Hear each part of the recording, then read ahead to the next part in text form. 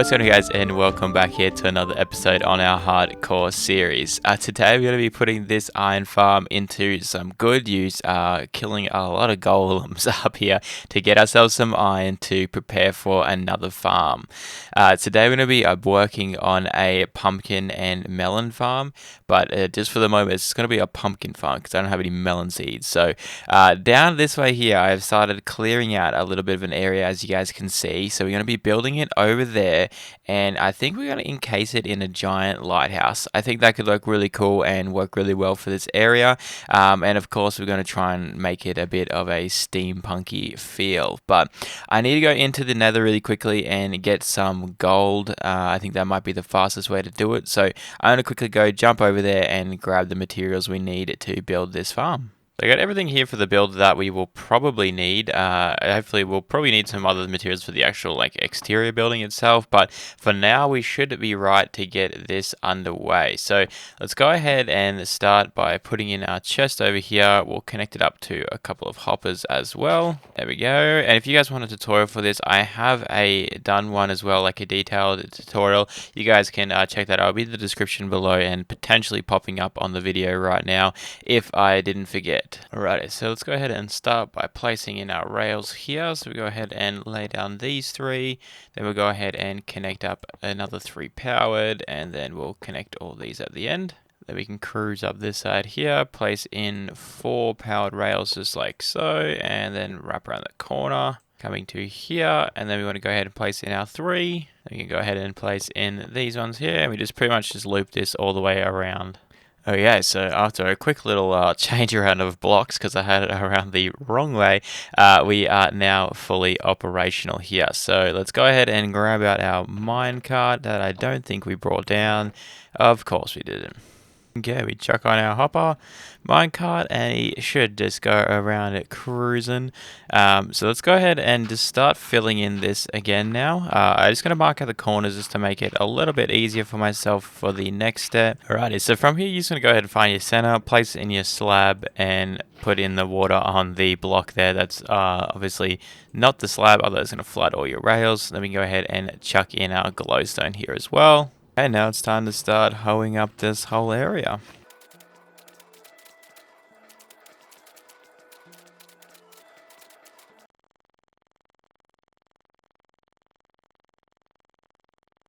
And now we have our seeds planted. It's time to get working on the actual mechanism itself. So what is a good way to do is just come up here an extra 2 blocks, and then we can go ahead and add like a roof kind of thing on here. Okay, now for the tedious process of placing in pistons on every other block. So the ones that don't have the crop growing is the one that we want to have the block going.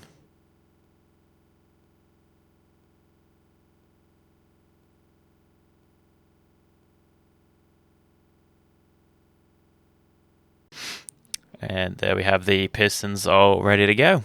Now it's time to start getting the observers on here. So what we're going to go ahead and do is we want them facing down, obviously looking at the seed. So we're going to go ahead and just shift click on top of the seeds. It's the easiest way to get it done. So I'm going to go ahead and fill out all these.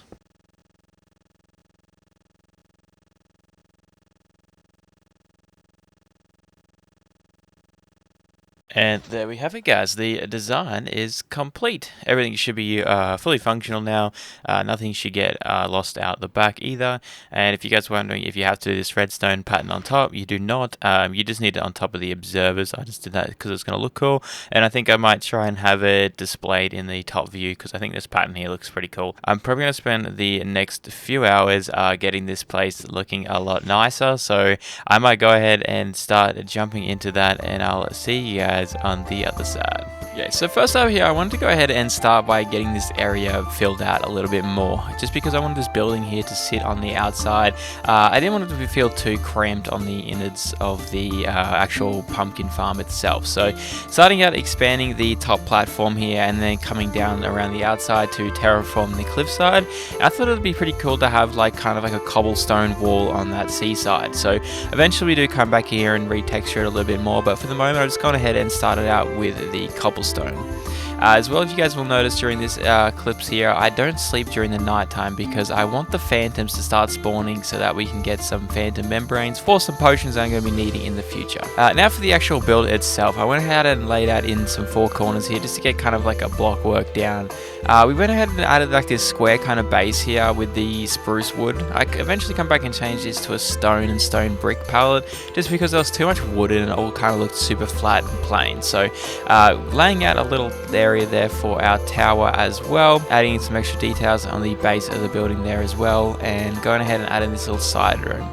There's a few variations with this side room just because I wasn't exactly sure how it'd fit, but we'll go ahead and touch that up later. Starting out with the base of the lighthouse itself, we went and used some deep slate, coming up with some quartz block and using some spruce as dividers. Hitting again with another layer of the deep slate and capping it off with some shroom lights on top to act like little lanterns and giving it a nice cap as well. I was coming around here sprinkling in a few extra details just kind of help this building here pop, and now back to working on that side building as I said.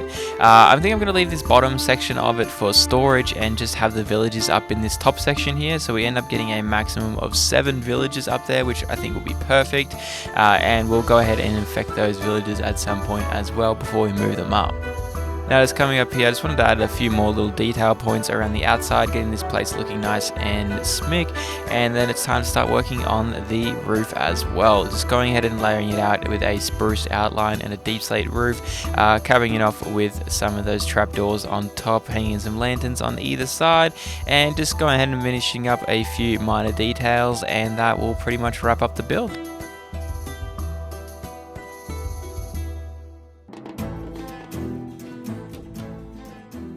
And there we have it, guys. It is all finished up apart from the villages inside there, but as you can see, I've got the rail set up for that ready to go.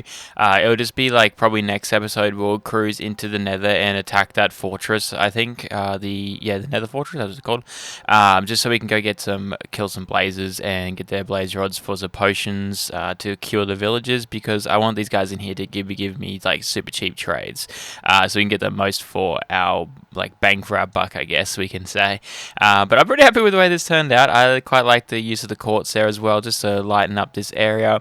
I think it could maybe use a little bit more detailing on the side here, so I think I might come back and touch it up with even some andesite blocks, or maybe even do some like extra little pillars on the side there. But we'll see how this pathway comes along, and I can decide from there exactly what I want to do. So I'm thinking of bringing the pathway around here, cutting off this berry bush farm land a little bit short and cruising up this way for the pathway. I just think that could be the best way to do it, and then come into the entrance here rather than what I was saying about it going through there. So I think that's the way I will get it all done. So coming inside here, we still have our all our pumpkins here going. We have a fair bit too because it's been running the entire time I've been building it. So we come in here, we have, yeah, look at that.